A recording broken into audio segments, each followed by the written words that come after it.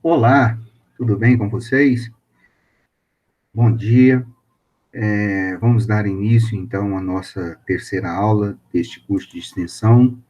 Na aula passada, nós definimos, nas duas primeiras aulas, nós definimos para vocês o que é hermenêutica, falamos das características mais importantes e da importância da hermenêutica, da própria relação e da importância da hermenêutica com a com a ciência do direito, e analisamos as principais características da hermenêutica, né?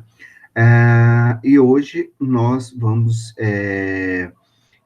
falar um pouco, fazer um breve retrospecto das escolas da hermenêutica, né? Então, o que nós falamos com vocês na aula passada? A hermenêutica é um ramo da filosofia aplicável a diversas áreas do conhecimento, da ciência, e ela é responsável pelo desenvolvimento dos métodos de interpretação. A hermenêutica é uma teoria voltada à organização das ciências, e a interpretação é ligada à prática da hermenêutica de maneira mais ampla. A hermenêutica é o estrito sensu, e a interpretação, ela está voltada, então, para a aplicação, para a interpretação das ciências. No caso específico nosso aqui, a hermenêutica jurídica, ela está voltada aí para, para a prática da dogmática jurídica, né? Então, falamos com vocês isto na aula passada, e ainda reforçando, né, sobre a hermenêutica dentro do âmbito jurídico, ela é responsável pela discussão dos diferentes métodos e tipos interpretativos, como a interpretação lógica, a interpretação gramatical, sistemática, histórica, sociológica, axiológica, teleológica, principiológica, bem como os tipos, os tipos ah, extensivos, restritivos e específicos da hermenêutica, né? Pois bem, desta forma, o que importa para nós, no nosso curso, é ficarmos sempre atento, e para o operador também do direito, para um jurista, é que nós precisamos identificar e ficar bem, prestar bem atenção mesmo na diferença substancial entre a teoria da hermenêutica e a prática da interpretação, né? A teoria da hermenêutica, ela é responsável pela elaboração, pela discussão dos métodos, dos princípios e critérios da aplicação do direito, enquanto que a interpretação, ela é uma ferramenta indispensável que deve ser utilizada pelos juristas e pelo operador do direito no sentido, na busca do sentido e do alcance das normas, ok? Foi assim, nesse sentido, que o famoso justo filósofo brasileiro, Paulo Nader, conceituou a prática da interpretação jurídica, né, como a interpretação como o ato de explicar o sentido de alguma coisa, de revelar o significado de uma expressão verbal jurídica. E neste caso aqui, a interpretação constitui no verdadeiro, na busca do verdadeiro sentido das coisas, do espírito humano, né? Que utiliza vários conceitos e vários conceitos técnicos e vários elementos aí da lógica, da psicologia, a fim de buscar a perfeita interpretação das coisas jurídicas, né? E nesse sentido aí, a interpretação, ela pode ser considerada um exercício dogmático na busca do produto e da modalidade restritiva do conhecimento jurídico, né? Da busca do conhecimento jurídico. Ainda que demos ênfase com vocês sobre os objetivos da interpretação jurídica, a interpretação jurídica, ela tem como objetivo, como já falamos, revelar o sentido da lei, o sentido, o espírito das leis, pois as leis, elas concedem, né, buscar o sentido das leis, e até usando o exemplo do primeiro slide com vocês, quando nós falamos sobre a, a CLT, né, a CLT como um conjunto de leis trabalhistas que protegem o trabalhador, né, e como é que um conjunto de leis trabalhistas interferem no âmbito geral na prática do dia a dia dos trabalhadores. Por exemplo, na própria concessão de férias, né? Quando o legislador, ele pensou, as férias seriam importantes para os trabalhadores, já que busca proteger e beneficiar aí a saúde física e mental dos trabalhadores, né? Também um outro objetivo da interpretação é fixar o alcance das normas jurídicas, ou seja, delimitar o campo de incidência dentro das normas jurídicas. E se a gente utilizar o mesmo exemplo que nós estamos falando aqui, dos trabalhadores envolvidos, né, dentro do universo da CLT, nós temos aí a ideia, nós temos aí também os trabalhadores assalariados. Quando nós falamos de trabalhadores assalariados, são todos aqueles que trabalham dentro de uma relação de emprego, que fazem jus às normas trabalhistas, né? Ou daqueles que trabalham dentro de um regime jurídico dos servidores públicos, civis da União, que estão dentro de um determinado universo de incidência limitada de leis trabalhistas, né?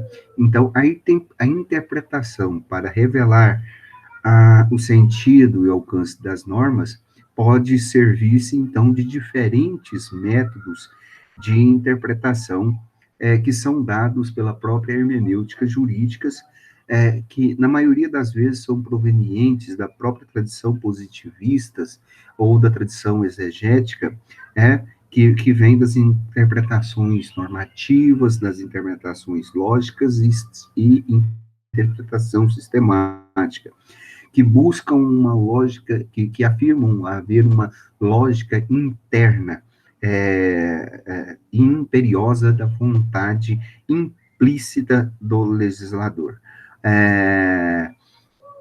Ok? E aí nós vamos ver com vocês algumas escolas que afirmam sobre esta realidade, né? Deixa eu mostrar aqui para vocês. Deixa eu mostrar aqui para vocês um slide. Deixa eu achar ele aqui.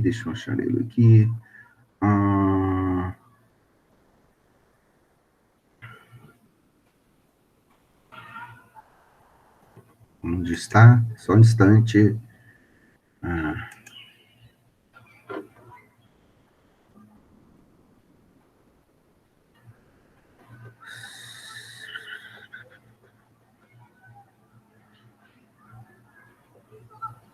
Ok.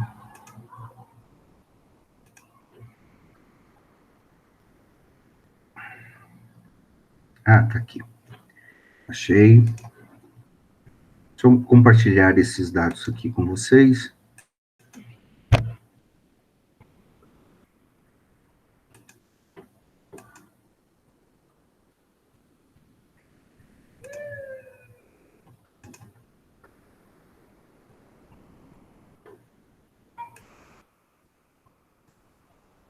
Aqui o slide. Então, nós falamos com vocês sobre a classificação das regras na aula passada, né? Na aula de ontem. E nós hoje vamos fazer também um breve histórico das escolas jurídicas, né? Então, o que nós falamos na aula passada com vocês, né? Nós fizemos uma classificação das regras da hermenêutica jurídica. As regras da hermenêutica jurídica, elas podem ser classificadas em 3 subcategorias, né? Elas podem ser classificadas quanto à sua origem ou quanto à sua fonte, quanto à sua natureza, quanto aos efeitos ou seus resultados. Quanto à origem ou fonte que emana, a interpretação ela pode ser autêntica, judicial, administrativa, doutrinária. Quanto à sua natureza, nós temos aí uma interpretação literal, ou também chamada gramatical. Nós temos depois a interpretação lógica sistemática, a interpretação histórica e a interpretação teleológica. Quanto aos seus efeitos ou resultados, nós temos a interpretação extensiva, a interpretação restritiva e a interpretação declarativa ou especificadora. Na aula passada, nós falamos sobre tudo isso de maneira mais pormenorizada. Portanto, agora estou apresentando um slide para vocês, tá? Nesta aula que está aqui postada para todos. Eu espero que vocês assistam ela, pois essas aulas vão ser de suma importância para que vocês façam uma boa prova de primeira e segunda VA, tá? Um lembrete importante, novamente, a afirmar aqui para vocês. A classificação das regras da hermenêutica, ela serve à técnica para alcançar os melhores resultados interpretativos a serviço da sociedade, da democracia e da justiça, tá? Este é um primeiro tópico que nós ressaltamos muito ao falarmos dessas classificações da hermenêutica. O segundo ponto é que nós temos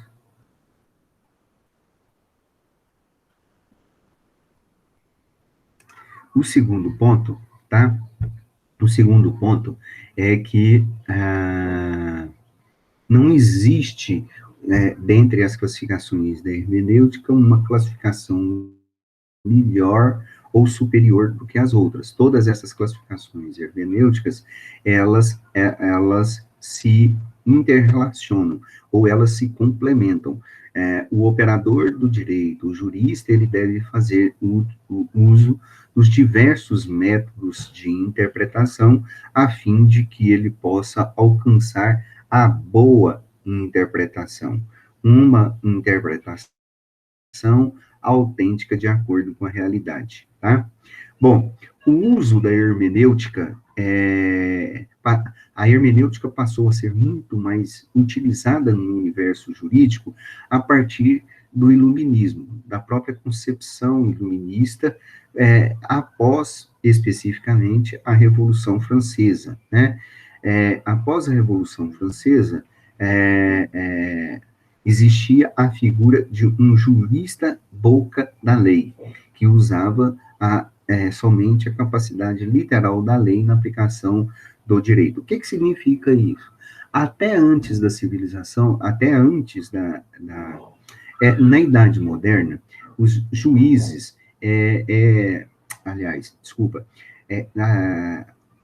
o direito, até a Idade Moderna, o direito, ele era muito subjetivo no sentido de que os legisladores, eles faziam a interpretação das leis. E, notadamente, os reis absolutistas, eles faziam a sua própria interpretação da lei.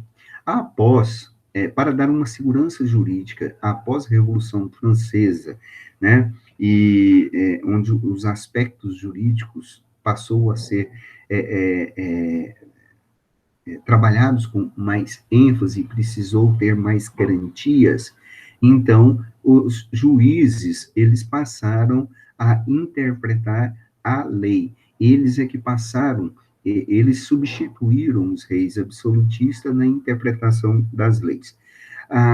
Bom, o grande problema é que o juiz passou a ser o boca da lei, ou seja, ele passou a ser o real intérprete da lei, que continuava sendo interpretado de maneira ainda subjetiva, mas agora de acordo com a vontade daquele juiz que deveria decidir sobre os casos, né?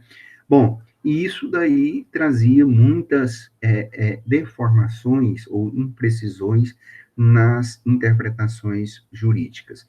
A hermenêutica, então, ela passa a ser muito mais utilizada e ela vai ganhando mais destaque na Idade Moderna, e chega hoje, na idade contemporânea, como uma experiência que garante uma dimensionalidade maior, né, uma multidimensionalidade da realidade do mundo jurídico, integradora do direito com outras ciências, entre elas a sociologia, a filosofia, a própria história e assim por diante, né? E vai sendo capaz de extrair da letra da lei o seu conteúdo harmonizado com o sistema, dando-lhe conteúdo e sentido e alcance das normas, a partir do momento em que vai sendo utilizado a multiplicidade dos métodos interpretativos para o conhecimento amplo do direito, né? Bom, dito isso, então, nós vamos discutir com vocês e falarmos com vocês rapidamente sobre algumas escolas históricas de interpretação jurídicas, né? Bem, o surgimento dessas escolas jurídicas, elas surgiram a partir de um problema central, né? A questão da lacuna do direito. O direito, nas normas e nas regras jurídicas, há muitas lacunas. As leis, como nós já falamos com vocês, elas não dizem tudo o que tem para dizer, e elas não atendem todo o universo social. Daí, então, vai aparecendo, surgindo muitas lacunas no direito, e isso é um problema tormentoso para aquele que tem que decidir e que tem que tomar determinadas posições, né? No caso, principalmente, o juiz. E aí, então, vai surgindo diversas escolas de interpretação jurídica com o objetivo de responder essas questões. Bom, as escolas de interpretação jurídica, tá, são correntes de entendimento doutrinário que buscam determinar o escopo das interpretações jurídicas e o grau de liberdade de interpretação concedida ao juiz na análise do caso concreto, ok? Dentre essas escolas, nós podemos, existem várias escolas de interpretação jurídicas. Essas escolas de interpretação jurídica, elas podem ser classificadas por exemplo, em dois conjuntos básicos de teorias, as teorias subjetivistas e as teorias objetivistas. E nós temos essas escolas classificadas em outras subcategorias. As escolas subjetivistas são escolas de interpretação e aplicação da lei, conforme o pensamento e a vontade do legislador, né? E as teorias objetivistas são agrupadas, a interpretação da lei se dá por ela mesma, abstraindo-se a figura do legislador, baseando-se em critérios puramente subjetivos. Dentre essas classificações, nós temos aí as escolas da exegese ou da dogmática, a escola histórica e evolutiva, a escola da livre investigação científica e a escola do direito livre. Daqui a pouco, nós vamos dar uma ênfase maior na escola da exegese ou escola da dogmática, haja visto que ela influencia muito uma corrente, ainda hoje, do direito positivista. Mas nós vamos destacar ela e vamos mostrar algumas características maiores dentro dessa escola, um tempo maior dentro dessa escola, e depois nós iremos trabalhar as outras escolas para fazer um contratempo, uma contraposição a essa escola da exegese ou dogmática, né? A grande diferença entre essas escolas e no mundo da hermenêutica, no universo hermenêutico hoje, diz quanto à tendência moderada e a tendência radical dentro dessas escolas. Nós temos em cada uma dessas escolas expoentes que são moderados e que são radicais dentro dessas correntes de escola.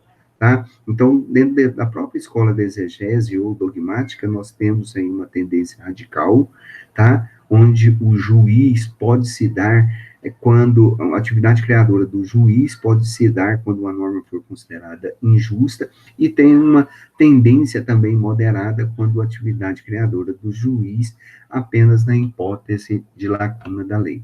Ok? Mas, diante dessa realidade, vamos começar a discutir com vocês aí sobre a escola da exegese ou escola dogmática, que surge na França no final, no início do século XVIII, né? Fins depois da Revolução Francesa, tá? Nessa escola, o intérprete, ele deve buscar simplesmente a mens legislatores, aquilo que nós falamos com vocês. Mens legislatores é a vontade do legislador, é aquilo que o legislador queria dizer ao elaborar a lei. Neste caso, que a única fonte da lei a única fonte jurídica da lei, a única fonte jurídica é a lei. Costumes, usos, costumes, jurisprudências e etc., são sempre deixados de lado. Essa corrente, essa escola da exegese, ela fortalece o direito positivo, tá? Nesse caso aqui, a escola da exegese, ela afirma que a lei, ela é perfeita, pois ela capta a vontade do legislador, que é sempre boa, que é a melhor. O legislador, ele pensou em tudo ao criar a lei. Não há falhas na lei e nem, muito menos, lacuna na lei. Um método exercido desta escola dogmática é um método gramatical ou literal, que nós falamos com vocês já. É um método muito mecânico que analisa a lei como a lei a partir da gramática expressa da lei, somente isso, tá? Os teóricos da escola da exegese ou dogmática afirmam que as palavras captam a vontade originária do legislador. Já falamos isso com vocês. Um exemplo disso daí foi o próprio Código Napoleônico, que expressa a vontade de uma burguesia emergente que veio depois da Revolução Francesa, né? Neste período aí, a lei era interpretada, como já falamos com vocês, de forma muito arbitrária pelos juízes, o que afrontava a burguesia nascente. Então, a questão aí, a grande crítica era a sociedade, ela ia evoluindo e a velocidade era que a lei não acompanhava as mudanças que aconteciam. Então, as leis se tornavam ultrapassadas, mas essa escola, ela continuou exercendo uma forte influência no mundo jurídico. Depois, surgiu a escola histórica evolutiva. Como nós falamos no slide anterior, a sociedade, ela passa devido às mudanças da Revolução Industrial, novo período social e etc., na sociedade vai surgindo novas mudanças nos aspectos sociais. E a lei, não acompanhava as mudanças que aconteciam na sociedade, tá? Então, os expoentes dessa escola histórico-normativa afirmavam que os intérpretes do direito, e o magistrado especificamente, deveriam se adaptar à norma feita pelo legislador, né? E aí a ênfase para esta escola deveria ser a superação da mens legislatoris para mens legis, ou seja, da vontade do legislador para a vontade autônoma da lei. A lei seria autônoma, mas não tem lacuna. Aqui o problema ainda dessa história, da escola histórica e evolutiva, é que o intérprete se mantém ainda no âmbito do texto legal, ok? Mantém ainda no âmbito do texto legal, única e exclusivamente, tá? Aí nós vamos ter a escola da livre investigação. A escola da livre investigação científica, ela é uma ramificação da própria escola histórica, tá? Da escola histórica e evolutiva, e para esses expoentes da escola livre da investigação científica, a lei retrata a mens legislatores, onde o intérprete investiga a ocasius legis, ou seja, a ocasião da lei. Qual o fato social que levou à criação específica do conjunto de leis que vai fundamentar a criação da norma? Quais aquelas causas imediatas imediatas, a razão política, jurídica, né, que levou à criação das normas, né? Quais foram os conjuntos de motivos ocasionais que serviram para a justificação ou pretexto de regular a hipótese normativa da lei, né? Então, essa escola já é um avanço, dando uma ênfase em outros métodos interpretativos. Depois nós temos ainda na escola da livre interpretação científica, a lei contém lacunas, e se ela tem lacunas, né, devido às próprias razões temporais, um intérprete não tem poder de contrariar o texto legal, mas ele tem o poder de explicá-lo ou integrá-lo ou complementá-lo quando necessário. Só que esta integração ao sistema, no caso das lacunas das fontes formais do direito, né, e não da forma como se a norma fosse considerada injusta, tá? Não é que a norma é injusta, é que atende a grupos de pessoas, não é nesse sentido que está falando, mas é justamente nas fontes formais da lei, ok? E depois nós temos aí a escola do direito livre. A escola do direito livre, a busca constante é a justiça, né? Que é uma coisa muito subjetiva. Para uns, justiça é uma coisa, para outros, a justiça significa uma coisa diferente. Portanto, a escola do direito livre é uma escola que dá ênfase nas teorias subjetivistas, né? Enfim, haja ou não uma lei escrita, o magistrado, o jurista,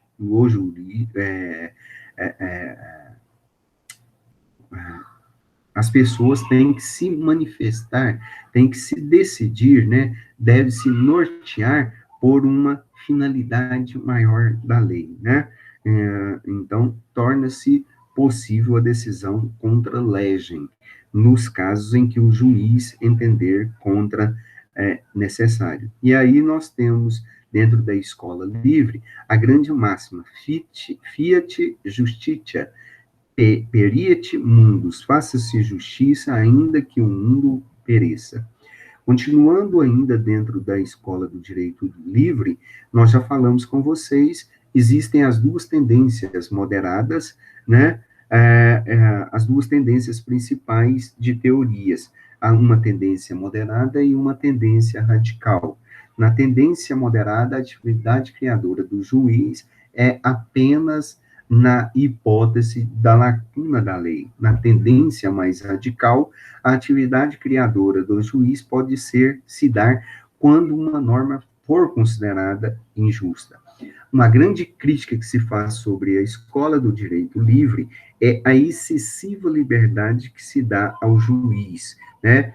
Que pode se deixar levar por sentimentos pessoais, julgando os argumentos jurídicos. E aí tornaria inconsistente o princípio da segurança jurídica, que constitui-se uma ameaça à ordem jurídica, possibilitando o arbítrio, né? Então, este slide, juntamente com o outro, está postado para vocês em publicações, ok? Deixa aqui. Dentre as interpretações que nós vimos ontem com vocês, né, nós temos aí a interpretação autêntica, né? Vou ser rápido também, porque nós já explicamos para vocês. Então, na interpretação... deixa eu procurar outra interpretação aqui para vocês. Outras formas de interpretação.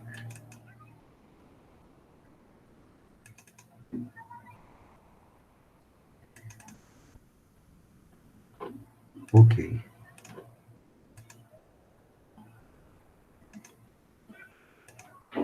Aqui nós temos a interpretação autêntica, né? A interpretação autêntica é o tipo de interpretação do próprio poder, que faz o ato cujo sentido e alcance ela declara, pelo próprio poder, né? A própria lei, ou explica os dispositivos apresentados a ela. E aqui tem um exemplo para vocês, do artigo 150. Entrar ou permanecer clandestino ou astuciamente, ou contra a vontade expressa ou tácita de quem tem direito, em casa alheio ou em suas dependências. Parágrafo 4º, a expressão casa, ela compreende qualquer compartimento habitado.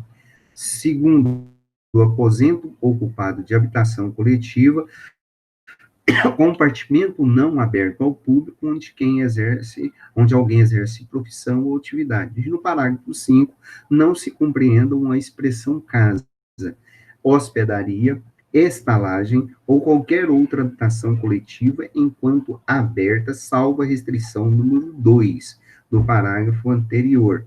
Taverna, carnes de jogos ou outra do mesmo gênero. O que nós estamos querendo demonstrar com esse exemplo desse artigo 150, que aqui está dizendo e fazendo uma interpretação autêntica do próprio legislador daquilo que vem a ser casa, né? A proibição de se entrar em casa, que nada mais o legislador afirmando qual é o sentido legal da própria lei, né? Outro exemplo para vocês, Código de Defesa do Consumidor, no artigo 81, a defesa dos interesses e dos direitos dos consumidores e das vítimas poderá ser exercida em juízo individualmente ou a título coletivo. No caput do artigo, a expressão coletivo tem sentido duplo. Tem o sentido de quê? De gênero ou de espécie. Isso é importante a gente identificar aqui, né? Veja no Código de Defesa do Consumidor o artigo esse artigo expresso aí na Lei 8.078, de 1990, que é o CDC, né? Parágrafo único. A defesa coletiva será exercida quando se tratar de interesses ou direitos difusos assim entendidos. Para efeitos deste código, os transindividuais de natureza indivisível que sejam titulares pessoas determinadas e ligadas por circunstâncias de fato. Interesses ou direitos coletivos assim entendidos são para efeitos deste código os transindividuais de natureza indivisível que seja do titular do grupo categoria ou classe de pessoas ligadas entre si ou com a parte contrária de uma relação jurídica base, interesses ou direitos individuais homogêneos, assim entendidos os decorrentes de origem, assim entendidos os decorrentes de origem comum, ok? Então aqui,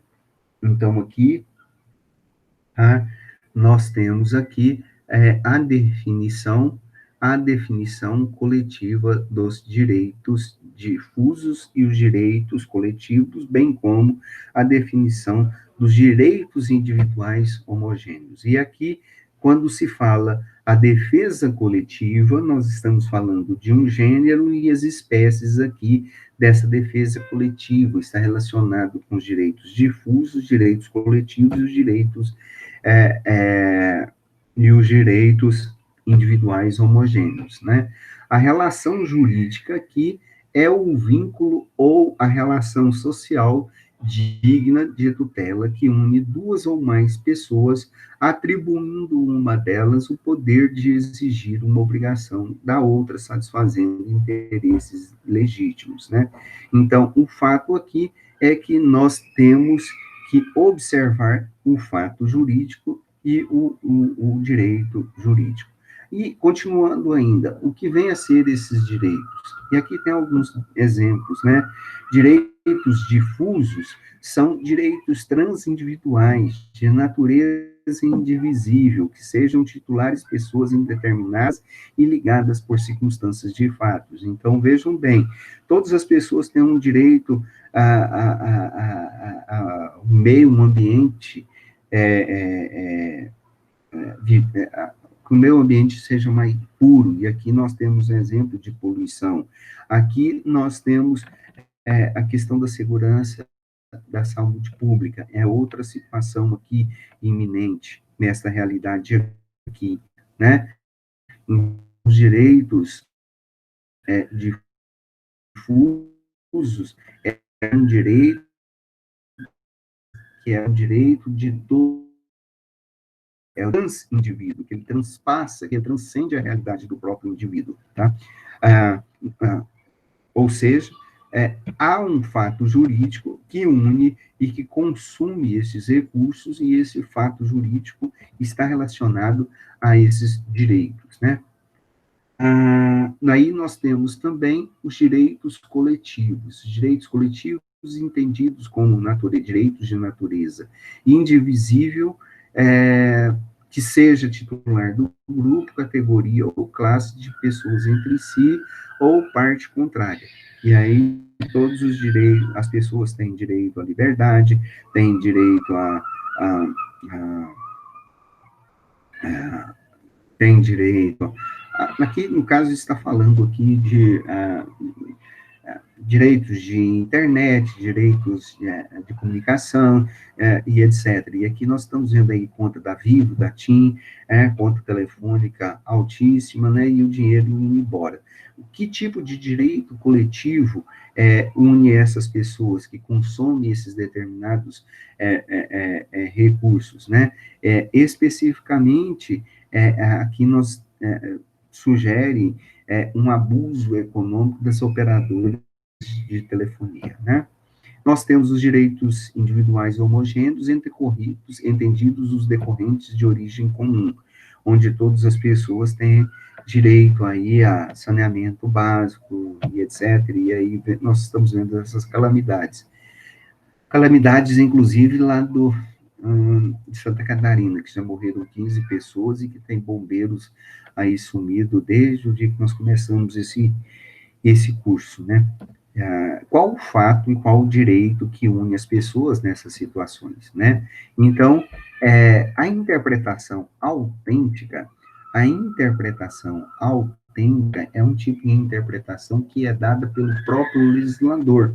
O legislador, ele mesmo procura definir aquilo que é certo, que é correto. Ele diz, todos são iguais perante a lei. E quem são iguais perante a lei? Em todos os incisos. Então, ele procura explicar quem é que são, quais são os direitos que são inerentes a eles, né? Ok? Ah,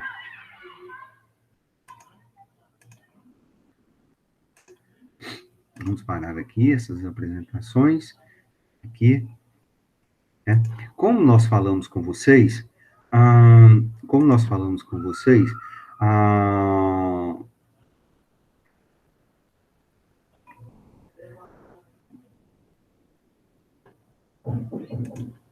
como nós falamos com vocês, né, os métodos de interpretação, eles são muito importantes, né, eles são muitíssimo importantes, né, porque, como nós já falamos nas duas aulas anteriores, mesmo quando uma norma é clara, a lei, ela precisa de interpretação. Os métodos interpretativos, eles são essenciais nessas, desse trabalho nosso, nesta fala nossa, como nós já falamos, né? É, é, as leis, elas precisam ser interpretadas. Nós precisamos conhecer o significado e o sentido das leis. Como nós falamos aqui com vocês, a escola clássica, ou escola da exegese, era a escola que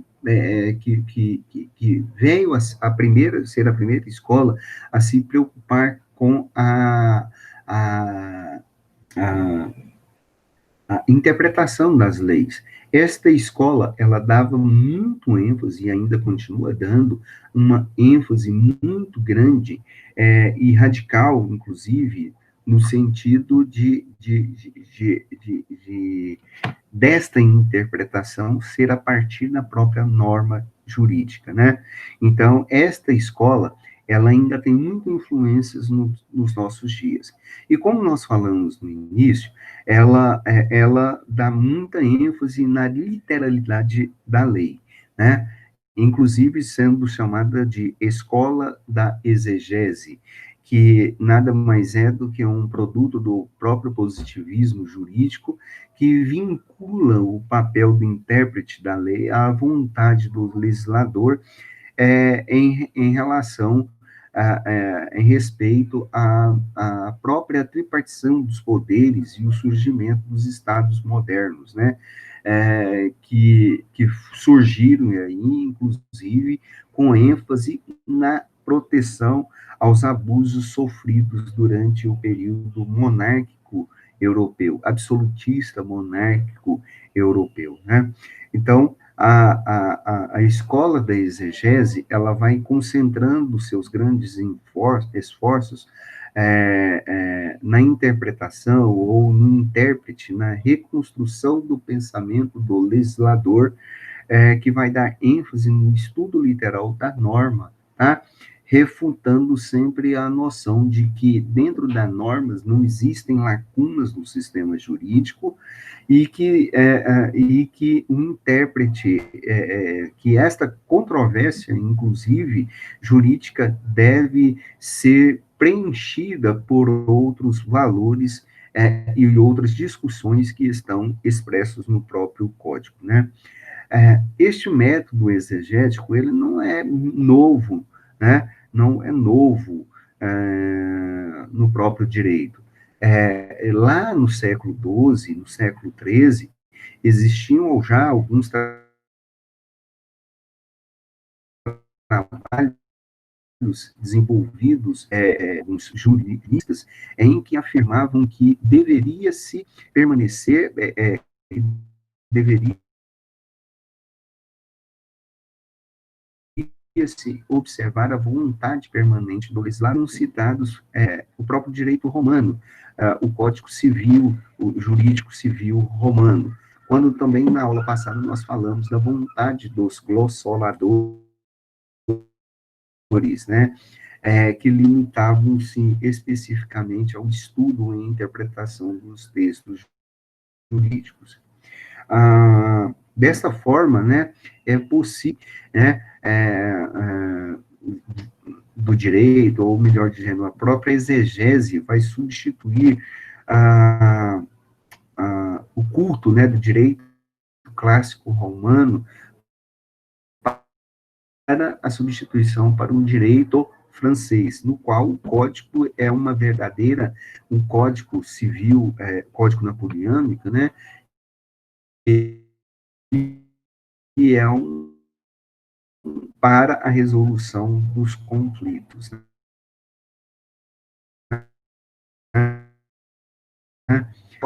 Nós vamos muito, que vão, grandes intérpretes que vamos ter Savigny, o Savigny, Savigny, né, onde ele afirmava que queria se subordinar-se ao próprio conjunto das leis, e o intérprete da lei, ele deveria fixar-se ao resumo da própria letra da lei, né? Então, para Savigny, né, que era um jurista alemão, ele não conseguia ver imperfeições nas normas jurídicas, né? E a lei era sempre boa e única, e a condição necessária da interpretação da lei era considerá-la como um remédio a um mal que estava presente na sociedade. E esse remédio, cuja necessidade deveria se diminuir à medida que as leis se tornassem cada dia mais perfeitas, né? Então, a ideia era que a exegese, a ideia a exegese, ela segue uma linha de interpretação que pode ser extraída de um pensamento teleológico, né, que tem uma determinada finalidade, no qual as leis eram vontade dos deuses, vamos dizer assim, e que eram reformuladas pelos legisladores, né, que desta forma, criavam uma lei dentro de uma rigidez exegética inexorável, vamos dizer assim, expressa na própria vontade do legislador, com vontades do legislador, né? Então, por esse motivo é que foi criada aí a expressão mens legislatoris para abarcar todas as novas modalidades de interpretação da própria lei, tá? Haja visto que para os expoentes dessa escola de interpretação, ela baseava-se numa história, numa teoria objetiva, na qual a vontade do legislador era sempre substituída pela vontade da lei ou pela sua própria finalidade, que poderia, né, ser sempre compreendida de forma sistêmica em relação aos princípios do próprio direito ou mesmo dos costumes sociais. Hoje, atualmente, os princípios exegéticos, eles são confrontados pela escola, por uma escola mais radical, que é a escola do direito livre, né? Essa corrente chamada direito livre, né? Passou assim a ser chamado porque o intérprete ele ganhou uma importância maior diante da face da lei, né? Então, o juiz, ele passa a decidir sobre uma determinada questão, onde ele poderia abandonar o texto legal se ele o achasse se ele considerasse que era incapaz de fornecer uma solução justa para um determinado caso, quando ele estivesse utilizando determinada lei. Então, para o juiz, se ele achasse que a lei era justa, ela deveria ser adotada. Caso contrário, ela deveria ser colocada de lado e o intérprete ficaria livre para aplicar a norma que julgasse de acordo com os critérios de justiça. Vejam que são dois extremos distintos, são dois extremos bem delineados aqui, né?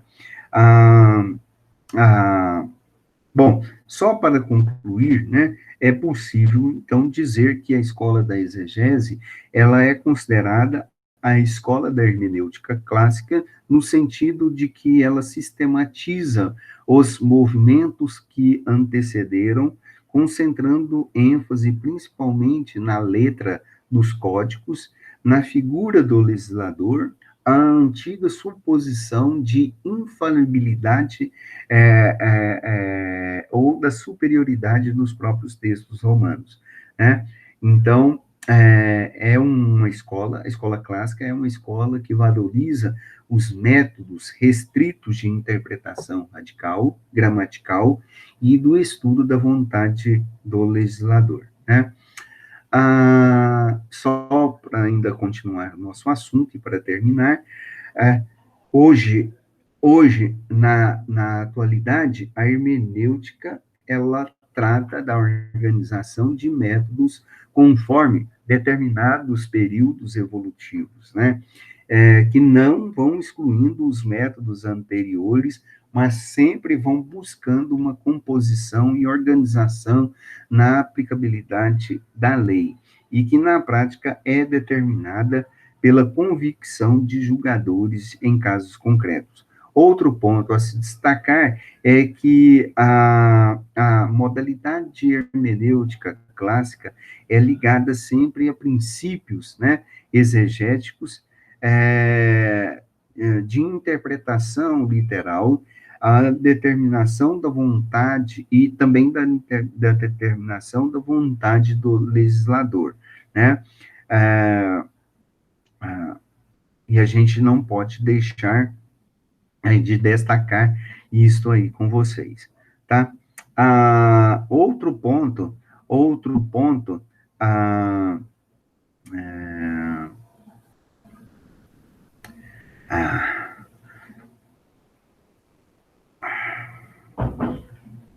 outro ponto a se destacar é quanto às questões dos casos concretos, né? Daqueles casos concretos. Esses casos concretos, muitas vezes, eles são subjetivos, e então depende muito da relação entre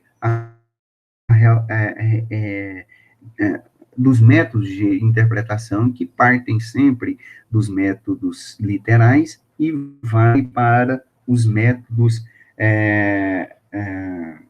da escola livre. Ok? Nós vamos ficar por aqui. Esses slides aqui, gostaria só de chamar a atenção para vocês da outra forma de interpretação que vimos ontem. Já que o tempo nosso é curto, eu vou aproveitar aqui e vou falar com vocês sobre a interpretação judicial, administrativa ou doutrinária, né?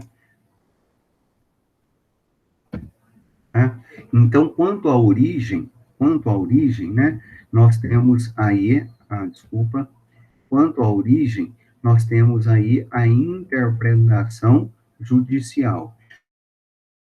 A interpretação judicial é aquela interpretação resultante das decisões proferidas pela justiça por meio de sentenças, acórdãos, súmulas dos tribunais. As decisões de instâncias superiores formam a jurisprudência de um determinado sistema jurídico, né? Tema jurídico. Então, na primeira instância, nós temos os precedentes, nas segundas instâncias, nós temos uma jurisprudência que é ali criada pelo Supremo, originária, né, do Supremo, dos tribunais superiores ou dos tribunais regionais estaduais, que formam os acórdãos, né? E depois nós temos Não, bom, há de se destacar os efeitos desta interpretação judicial, desse tipo de interpretação. Ela pode ser ela é essencial, mas é inadmissível no sentido de não líquide, ou seja, da obscuridade. Não, é inadmissível aquilo que não é líquido, que não é certo, né? Ou seja, o objetivo desse tipo de interpretação é, aonde a norma é obscura, é desanuviar a lei, mostrar a amplitude da incidência da lei, e não ficar inerte ao silêncio daquilo que a lei não consegue dizer. Outro ponto é, a lei não pode excluir da apreciação do Poder Judiciário qualquer lesão ou qualquer ameaça do direito. Né? No artigo 5º da Constituição, no parágrafo 35 da Constituição Federal, é dito isso e é falado isso. Tá? A interpretação judicial só vincula as partes na lide decidida, ou seja, ações civis públicas e coletivas, e a não ser que gere uma súmula vinculante. A interpretação jurisprudencial, tá? Ela não pode afastar-se da interpretação científica e ou doutrinária, tá? Quanto à origem ou fonte que emana, nós temos aí também a interpretação administrativa, que é aquela cuja fonte elaborada é a própria administração pública através dos seus órgãos, mediante pareceres, despachos, decisões circulares, portarias, né? Por exemplo, abrir uma empresa, né? É necessário fazer uma análise de solo e impacto ambiental. Uma coisa casuística é aquela no qual o administrador apenas resolve uma determinada pendência administrativa dentro de um determinado caso concreto. Esse tipo de interpretação só tem poder vinculante para as autoridades administrativas que estiverem a elas submetidas. Significa dizer que terceiros, especialmente os particulares, podem adotar interpretações diversas conforme seus próprios entendimentos, né? Então, veja bem, um exemplo aí, a rodovia sob jurisdição do DERSA, né? A aplicação da norma do direito em determinadas situações de direito, limite de velocidade controlada, né? Então, aí, isso aí só vale em determinada circunscrição, só o judiciário tem o poder de dizer o direito com toda a sua força vinculante. E, por último, nós temos aí, quanto à origem ou à fonte que emana, a interpretação doutrinária. É a interpretação feita pelos doutores da lei, pelos estudiosos e juristas em suas obras e pareceres, apresentando uma visão de mundo própria que explica, por meio de uma teorização, o funcionamento da norma no seu sentido e extensão, ou ainda um quadro de aplicação abstrata de uma posição jurídica, né? E aí nós temos os exemplos. São os grandes professores, doutrinadores, né, que, em base em critérios da lei, ele faz uma interpretação da doutrina. Esses slides estão postados ali para vocês no ambiente virtual. Ok, gente? Vamos parar a apresentação aqui para vocês. Bom, então, essa aula é uma aula síncrona, e ela está postada aqui para vocês, eu espero que vocês possam assistir. Amanhã nós estaremos indo para a nossa quarta aula, que é síncrona, às 19 horas, e logo após será disponibilizada uma prova para vocês. Ok? Eu agradeço muito a participação de vocês. Vou interromper aqui agora a gravação. Muito obrigado, tá? A todos.